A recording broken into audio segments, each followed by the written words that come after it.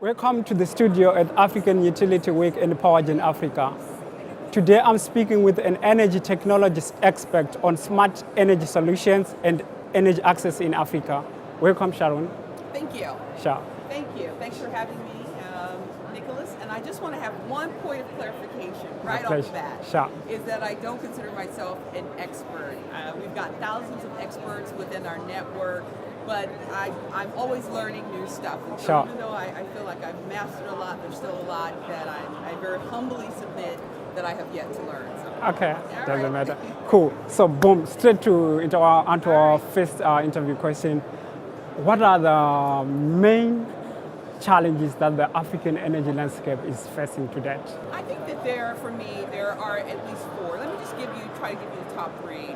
I think one of the biggest challenges that we are facing in the African energy landscape is invariably one of a leadership crisis. Sure. I know that I run the Center for Disruptive Tech and I teach project financing. You probably were expecting me to talk about technology right away. Yeah. But what we're finding is that without the right workforce capacity, without the right mindset in terms of leadership, a lot of the amazing solutions that we can come up with don't get implemented because of the lack of uptake, the lack of knowledge around what can actually happen, and the lack of willingness to actually implement some of the things that can actually really make a difference. That's number one.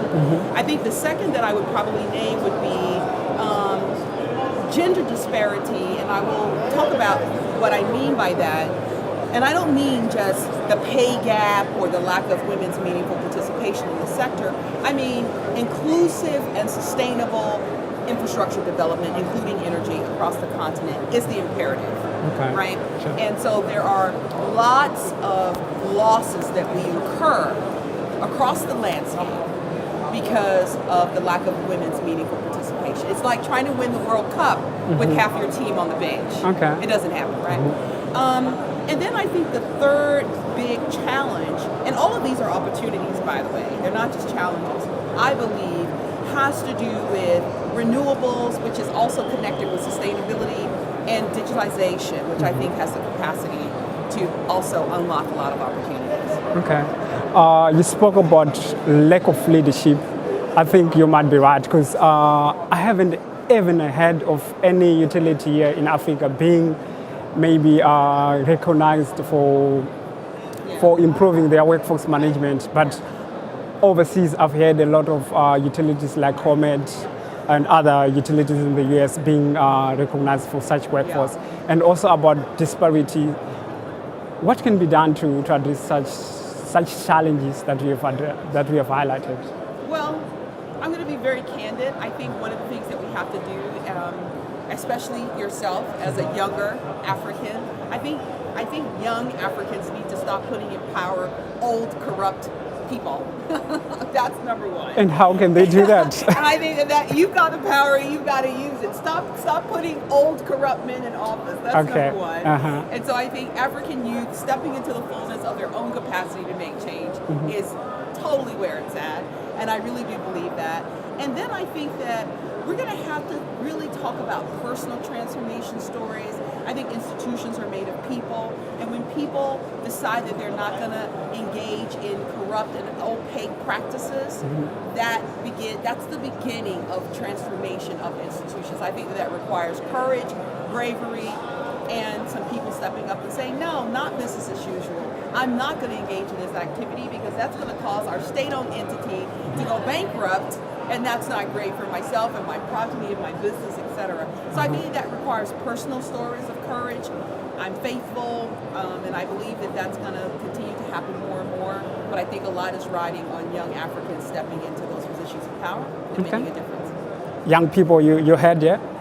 That's right. That's why I teach. Yeah. You also spoke about renewable energy. Yes. It's such a trending topic globally. That's right. What is your comment regarding renewable energy adoption, especially in Africa? I think here is where we get into a lot of really exciting developments. I think that it's not just about renewable energy, but I think it's also about how technology is transforming the energy sector. And And I think that within the renewable space is where you really have a lot of headway. For example, I think if you look at things like how MEMS technology, nanotechnology is driving the efficacy of PV up to 50%, maybe even greater in terms of efficiency ratios, it's mind-blowing. And I think that you can look at how some of those technologies are transforming concentrated solar power, for example. And so for me, it's not just about what's happening in renewables, but it's how technology, including the move towards digitization, can unlock a whole host of benefits, including upskilling workforce, data that allows us to be more efficient in terms of how we deliver services, et cetera. There's a huge amount of savings that can be garnered from our investing more in technology that drives the renewable space. Okay. Any comment regarding energy technology startups? Listen, yeah, I can talk and shout out to a lot of startups, but what really I'd like to do is I would actually really like to shout out to the regulators who are in a position to create an enabling environment that can make or break those startups. Individual startups, great. You guys know who you are. Keep doing what you're doing. It's amazing. But I'm interested in the macro picture. How are we going to create an enabling environment that allows for more incredible startups? I mean, here in South Africa, for example, with the Renewable Energy Independent Power Program, we had a lot of momentum. We had a lot of people moving into the renewable space. But then there was some confusion about round 5. Is it happening? What are the parameters, et cetera?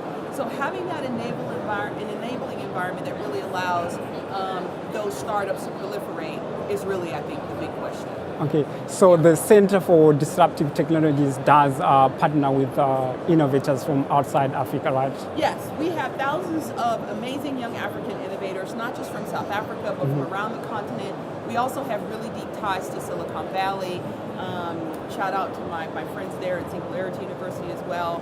And yeah, so we do a lot of stuff globally, and but we're always coming home and saying, how do we invest more into African solutions for African challenges? And certainly energy is a big one. Okay. Sharon, thank you for your time. It's my pleasure. Sure. Thanks for having me. Sure. And thank you for watching.